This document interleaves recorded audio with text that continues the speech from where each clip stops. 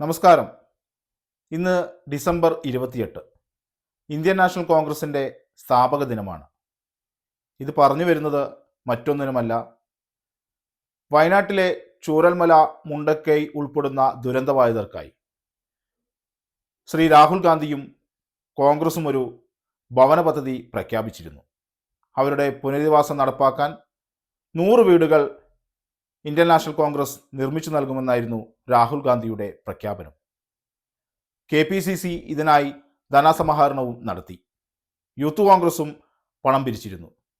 December 28 ഈ വയനാട്ടിലെ ദുരന്തബാധിതർക്കായി കോൺഗ്രസ് പ്രഖ്യാപിച്ച വീടുകളുടെ നിർമ്മാണം തുടങ്ങുമെന്നായിരുന്നു കൽപ്പറ്റ MLA ടി സിദ്ദിഖും DCC പ്രസിഡന്റ് അഡ്വക്കേറ്റ് TJ ഐസക്കും കൽപ്പറ്റയിൽ ഡിസംബർ 10 വാർത്താസമ്മേളനം നടത്തി പറഞ്ഞത്.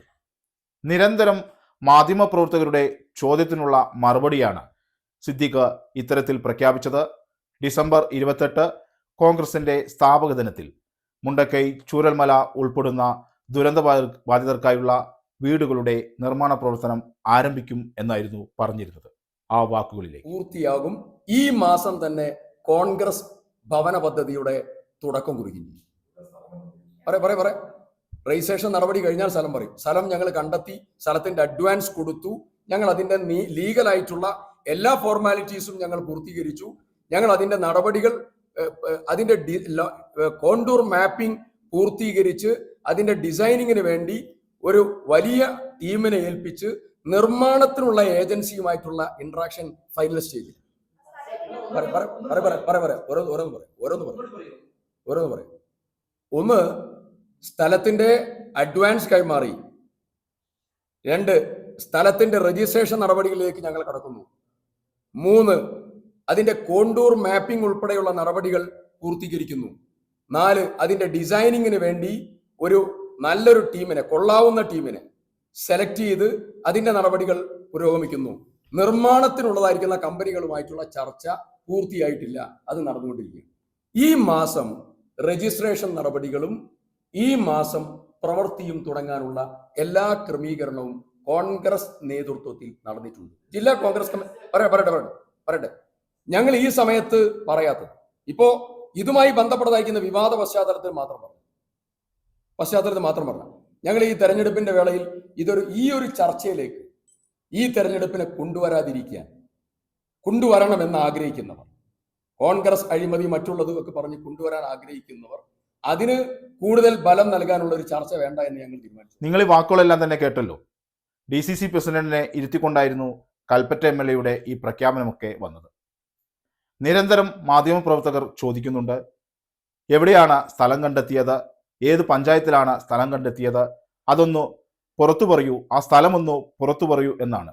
പക്ഷേ MLA തയ്യാറാകുന്നില്ല. മറിച്ച് അതിൻ്റെ എഗ്രിമെന്റ് അഡ്വാൻസ് നൽകിയെന്നും, പക്ഷേ എഗ്രിമെന്റ് പൂർത്തിയാക്കിയാൽ മാത്രമേ സ്ഥലം എവിടെയെന്നും അത് വ്യക്തമാക്കൂ എന്നാണ് പറഞ്ഞത്. അതും ഒന്നും എന്തുകൊണ്ട് പറയുന്നില്ല? സ്ഥലവും നിങ്ങളെ കാണിക്കുകയും ചെയ്യും. സ്ഥലം അതിന്റെ രജിസ്ട്രേഷൻ നടപടി പൂർത്തിയായി കഴിഞ്ഞാൽ അതിന്റെ സ്ഥലവും കാണിക്കും, പബ്ലിക്കായിട്ട് അനൗൺസ് ചെയ്യും. ഏതായാലും ഇന്നാണ് ഡിസംബർ 28. ഏതായാലും ഭവന നിർമ്മാണം ആരംഭിച്ചിട്ടില്ല, സ്ഥലം എവിടെയെന്ന് പ്രഖ്യാപിച്ചിട്ടില്ല, എവിടെയാണ് സ്ഥലം കണ്ടെത്തിയതെന്ന് അറിയിച്ചിട്ടില്ല, എത്ര രൂപയ്ക്കാണ് സ്ഥലം ഏറ്റെടുത്തതെന്ന് പറഞ്ഞിട്ടില്ല. ഏതായാലും സ്ഥലമുണ്ട്, ദുരന്തബാധിതർക്കായി വീടുകൾ നിർമ്മിക്കും, വാഗ്ദാനം ഇങ്ങനെയുണ്ട്. പക്ഷേ സ്ഥലം എവിടെയെന്ന് അറിയില്ല, സ്ഥലം കണ്ടെത്തിയോ എന്ന് പ്രഖ്യാപിക്കുന്നില്ല, ആരോടും പറയുന്നില്ല. അതെല്ലാം പറയും സമയമാവട്ടെ. ഇതാണ് വാക്കുകൾ. അത് KPCCയുടെ കാര്യമാണ്. ഏതാ രജിസ്ട്രേഷൻ കഴിഞ്ഞില്ല, എല്ലാം പറയും. അത് ആയി കഴിഞ്ഞിട്ട് ഒന്നും കിട്ടിയില്ല എന്നുള്ളത് എന്തെങ്കിലും ചോദിക്കാം.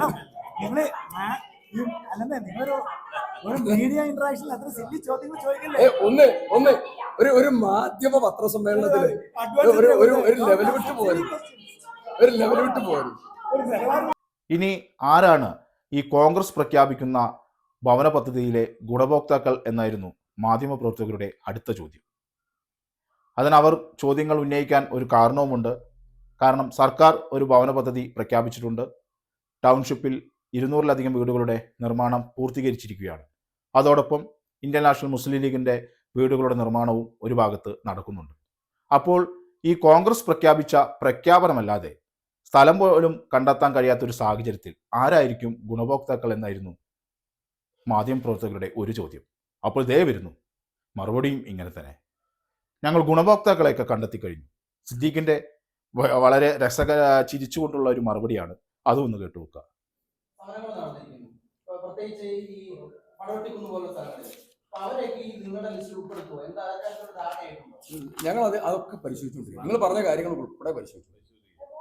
ഉൾപ്പെടും. നിങ്ങൾ പറഞ്ഞ കാര്യങ്ങൾ ഉൾപ്പെടെ അങ്ങനെയല്ല, നിങ്ങൾ പറഞ്ഞ മേഖല ഉൾപ്പെടെ നമ്മളുടെ പരിഗണനാ വിഷയം അവിടെയുള്ള ആളുകൾ ഉൾപ്പെടെ, പാടികളിൽ താമസിച്ചവർ, പടവട്ടിക്കുന്നുള്ള ആളുകൾ, അതിന്റെ ഒഴിവാക്കപ്പെട്ടതായിരിക്കുന്ന മറ്റാളുകൾ, 50 മീറ്ററിനുള്ളിലുള്ളവർ, 50 മീറ്ററിന്റെ പുറത്ത് ബാധിച്ചവർ, അവരൊക്കെ ഞങ്ങളുടെ പരിഗണനാ വിഷയം.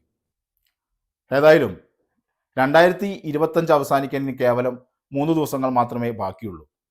അപ്പോൾ കോൺഗ്രസ് ഏതായാലും വീടുകൾ പ്രഖ്യാപിച്ചിട്ടുണ്ട്. പക്ഷേ എവിടെയാണ് നിർമ്മിക്കുന്നതെന്ന് ഇതുവരെ പറയാൻ സാധിച്ചിട്ടില്ല. അതുകൊണ്ട് ഈ കോൺഗ്രസ് കണ്ടെത്തിയ ഗുണഭോക്താക്കൾ, ഈ ദുരന്തബാധിതരായ ഗുണഭോക്താക്കൾ ഒന്ന് ആലോചിച്ച് തീരുമാനമെടുക്കുന്നതാണ് നല്ലത്. കാരണം ഏതായാലും ശൂന്യാകാശത്ത് വീടുകൾ നിർമ്മിക്കാൻ കഴിയില്ലല്ലോ. അതുകൊണ്ട് സർക്കാർ അവിടെ പ്രഖ്യാപിച്ച് വീടുകൾ നിർമ്മിക്കുന്നുണ്ട്, സന്നദ്ധ പ്രവർത്തകർ വീടുകൾ നിർമ്മിക്കുന്നുണ്ട്. അതുകൊണ്ട് നിങ്ങൾ ഇവരുടെ വാഗ്ദാനങ്ങളിൽ വീണു പോകരുതെന്നാണ് ഞങ്ങൾക്ക് പറയാനുള്ളത്. കാരണം ഇത്തരത്തിൽ ഭവന പദ്ധതി അനിശ്ചിതമായി നീളുകയാണ്. സ്ഥലം കണ്ടെത്തിയെന്ന് പറയുന്നുണ്ട്, പക്ഷേ സ്ഥലം കാണിച്ചു തരാൻ കഴിയുന്നില്ല. എവിടെയെന്ന് പറയാൻ സാധിക്കുന്നില്ല. എത്ര പൈസയ്ക്കാണ് സ്ഥലം ഏറ്റെടുത്തതെന്ന് പറയുന്നില്ല. ഏതായാലും സ്ഥലമുണ്ട്. കോൺഗ്രസ് പ്രഖ്യാപിച്ച, രാഹുൽ ഗാന്ധി പ്രഖ്യാപിച്ച 100 വീടുകൾ പണിയും. അതോടൊപ്പം യൂത്ത് കോൺഗ്രസ് പിരിച്ച 30 വീടുകൾ, യൂത്ത് കോൺഗ്രസ് പ്രഖ്യാപിച്ച 30 വീടുകളും ഇതിൽ ഉണ്ടാകുമെന്നാണ് പറയുന്നത്. അപ്പോൾ ഫലത്തിൽ 130 വീടുകളാണ് ഈ കോൺഗ്രസ് പ്രഖ്യാപിച്ച ഈ ഭവന പദ്ധതിയിൽ ഉണ്ടാകുക. അത് എവിടെയാണെന്നും എവിടെയാണ് നിർമ്മിക്കുക എന്നത് പിന്നീട് പറയും. ഏതായാലും നമുക്ക് 2025 അവസാനിക്കാൻ പോവുകയാണ്. ഏതായാലും നമുക്ക് കാത്തിരിക്കാം. കോൺഗ്രസ് പറയുന്ന വീടുകൾ ശൂന്യാകാശത്താണോ അതോ ഭൂമിയിൽ തന്നെയാണോ നിർമ്മിക്കുന്നതെന്ന് നമുക്ക് കണ്ടറിയാം.